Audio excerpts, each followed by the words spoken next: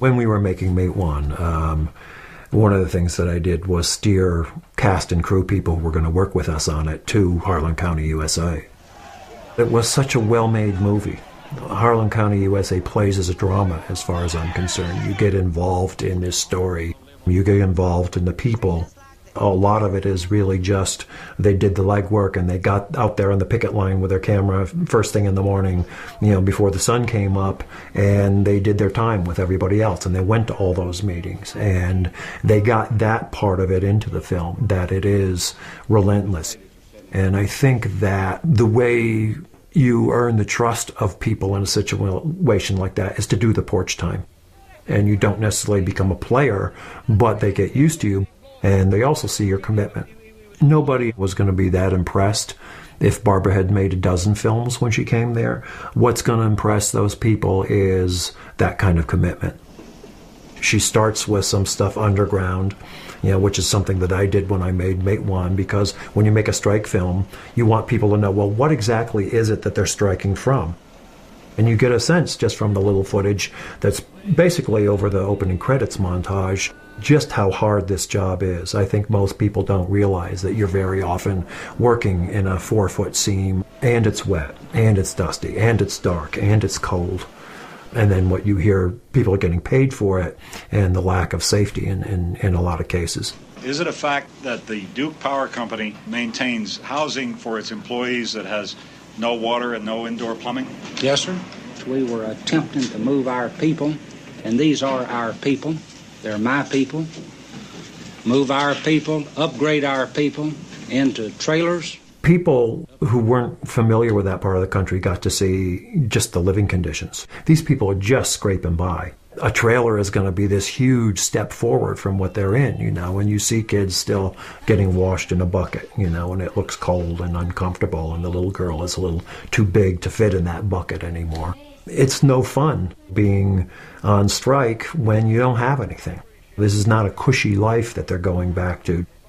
These people have been here for a long time. They didn't just get off the boat. They didn't just move into the situation. There's a lot of back history to this.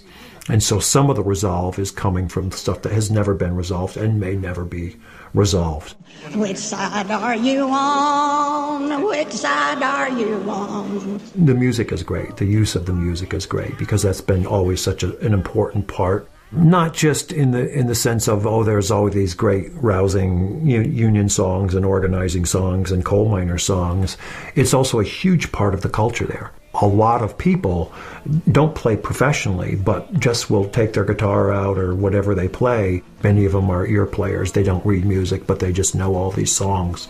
And you're just blown away by the depth of their musical knowledge. And it's just something that people share with each other. And it's so ingrained in that culture. It was great to see it play that big a role in the movie. United we stand, divided we fall. For every dime they give us, a battle must be fought. When we were making Mate 1, the biggest thing we got from it was Hazel Dickens, who sings several of the songs in the movie, and I wasn't that familiar with her stuff. I had heard her name, but never heard her singing before, and I waited for the final credits, and who is that, And there was just something about the knowledge and emotion in her voice and in her singing that really was inspiring for us. When you go into an editing room and you've got the number of hours of footage that they must have had, to a certain extent, that's when the filmmaking starts. The storytelling is in the editing. And the way that it's put together, you feel like, okay, I'm spending enough time with these people that I'm starting to feel like I can make my own judgment about, okay, where this one's coming from, would I get along with this one, just on a personal level. And I think some of it is that you really do spend time with the people. There's not a cut every 2 seconds. Some scenes really, really play out. The first time you see the local sheriff, who's somebody who's going to have to live with all of these people on both sides. And this sheriff is in the middle. And he's trying to keep people from shooting each other. And he's just in between a rock and a hard place, because he's just the person who's going to do something that both sides don't like. And that's one of the instances where I felt like Barbara did this great thing, which is to play it out. Baby, you can stand here and raise hell all you want to. This road's got to be clear. All right. I'd almost always rather go to a good documentary than any old feature. There is something that a good documentary does, which is no matter who the filmmaker is and what they bring to it, the most important thing they do is open you up into a window into other people's lives who you may never meet. In fact, you probably will never meet them. And if they do it well, you feel like you've met some people and you've shared something of their lives and who they are that just would never happen any other way. And so I think that just as a film to see, Harlan County still does that. You know, if you take everything else away, is you still meet these people and spend some time with them and get a feel for that community.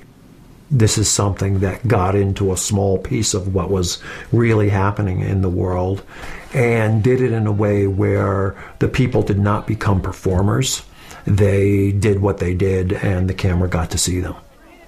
And that's a fairly rare thing still to this day.